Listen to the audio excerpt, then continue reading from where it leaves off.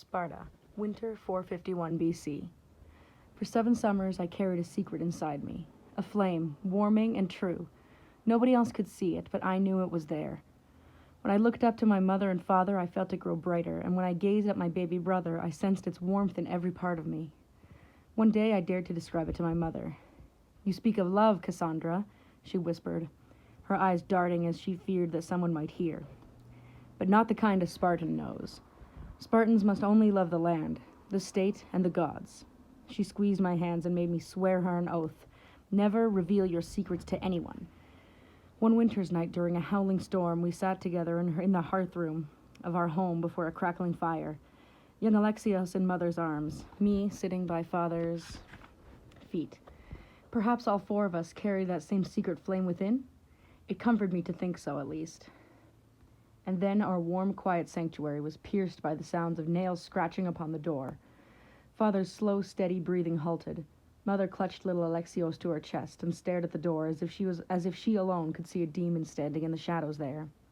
"It is time, Nikolaos," a voice crackling parchment from the outside. Father rose, sweeping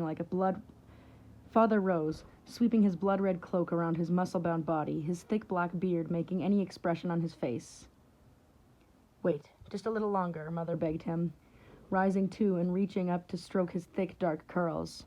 "For what, Myrine?" he snapped, swiping her hand away. "You know that what must happen tonight." With that, he swung around the door, picking up his spear. I saw the door crack open, the chill rain scourging my father as he stepped outside. The wind groaned and thunder grumbled high above as we stepped outside behind him, for he was our shield. And then I saw him. They faced us in a sickle blade arc, the priests, bare-chested, wearing wreaths on their brows, the gray-robed Ephors men, more powerful than even Sparta's 2 kings, holding torches that spat and roared in the tempest. The oldest Ephor's long gray hair whipped in the wind, his bald crown gleaming in the moonlight as he beheld us with bloodshot eyes, his age-long teeth serried in the unsettling smile. He turned away wordlessly, beckoning us in his wake. He followed them through the streets of Pitana, my home in one of the 5 sacred Spartan villages, and I was wet to my skin and freezing before we even reached the outskirts.